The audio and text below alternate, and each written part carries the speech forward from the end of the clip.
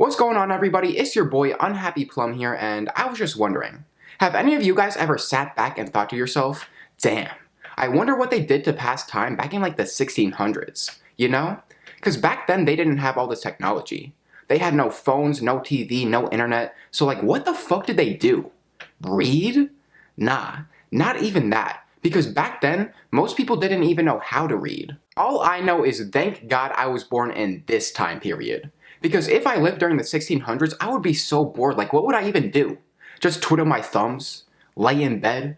Stare at the fucking wall? We really do have it good here in 2020, man. Like with all this technology, it's pretty much impossible to be bored. All you need is this tiny little device that fits right in the palm of your hand, yo. Like, look at this. My fucking dick is bigger than this thing. And I can literally do anything I want with it.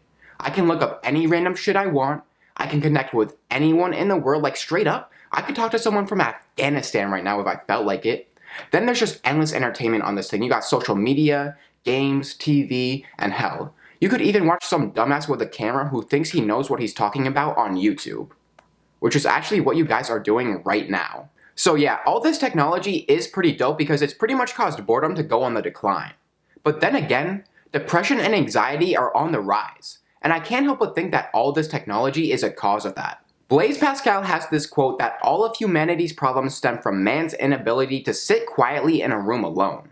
And what he means by that is that we are so terrified of being alone with our thoughts that we need to constantly stimulate our brains. Every second, we need to actively be doing something or else we'll go crazy. Think about it though, when was the last time you sat quietly in a room alone with no distractions, no phone, none of that shit? It's been a minute, hasn't it? Like goddamn, I don't remember the last time I did that shit because whenever I have any time to kill, I just go on my phone. Because as I was saying, the phone provides us with endless amounts of things we can do to pass time. Instead of just sitting around and being bored, you can go on Twitter and see people who don't know each other argue about meaningless shit. You can go on Instagram and see all the girls on there who have fat asses. Or you can skip that and just go straight to Pornhub. Whatever floats your boat. Go outside and look around. Most people, and especially most people my age, will be sitting like this, looking at their phone. I mean, we are all addicted. Addicted to the constant stimulation that our phones provide us with. And it's an issue. Because you need moments of stillness. You need to take time to sit back and reflect and appreciate life for what it is. But most people can't do that. Most people can't even sit down for 1 minute without any type of stimulation. And if you disagree with me, why don't you try it? That's right, pause the video real quick and just sit there doing nothing for 1 minute. Go ahead. Alright, you back now? That was tough, right? Goddamn, that probably felt like a long ass minute. You were probably bored out of your mind. But you made it though. You made it a full minute of sitting alone quietly, so congratulations. But would you be able to make it 2 minutes? Or 3? Or 4? Or 5? Or 10? I don't know, man. Because 1 minute isn't that bad, but 10?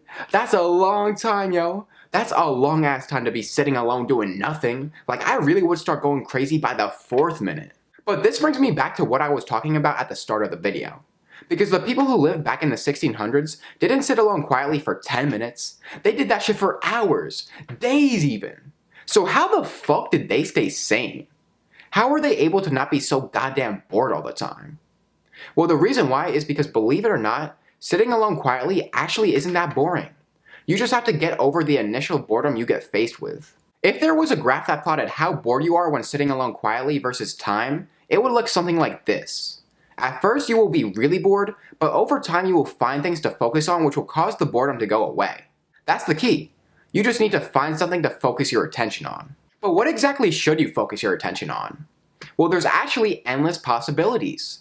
You could focus on your breath and how it goes in through the nose and down through your throat to fill up your lungs. You could be an observer of the mind and not actively think, but just sit back and observe every time a random thought pops up in your head.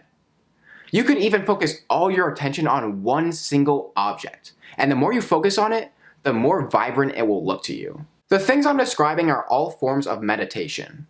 Meditation. I feel like that word confuses a lot of people, and most don't really know what it means.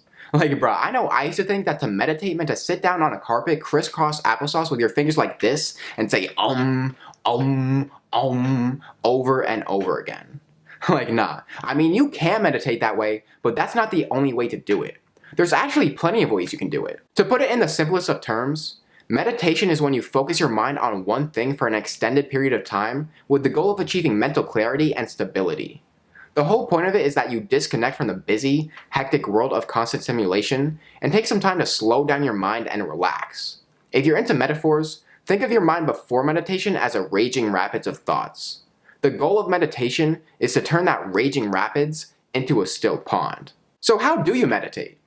Well, like I said before, there are endless ways to do it, and there is no best way to do it, because different ways work better for different people.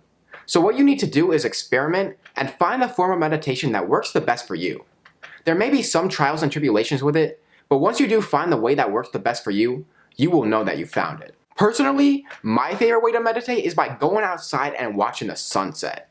Cause god damn, that shit is beautiful. Like, I'm telling you, the people in my generation really don't appreciate nature enough. Everybody's always like this, looking at all the intricate shit on here, but look up, look around. You see how beautiful these trees are? You see how colorful and vibrant this world is? And that shit really does hit differently when you're looking at it with your own two eyes. So put the damn phone down, go out to like a park or something, and focus your eyes on that sun as it's clocking out for the day. Don't stare directly into it though, okay? You don't want to blind yourself, but just look up at that blue ass sky with all the pretty clouds in it, and the sun's gonna give off so many beautiful colors. You're gonna get some orange, maybe even some pink, like, whoo! When you get that cotton candy though, that shit is amazing.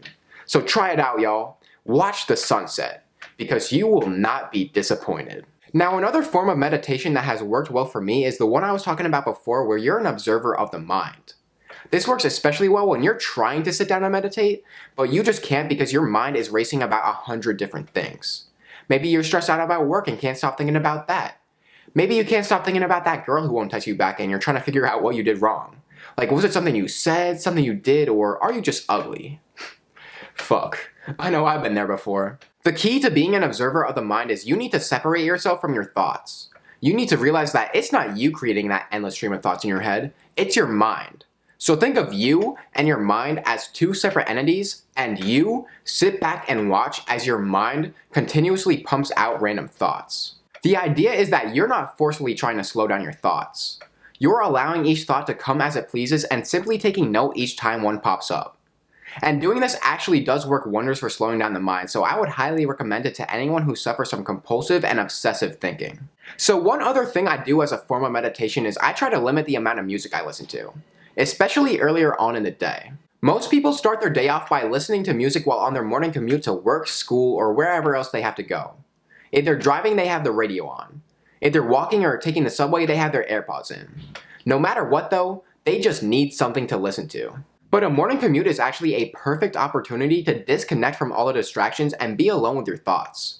So recently, I stopped listening to music on my morning drive to work. Instead, I just roll down my windows and listen to the world.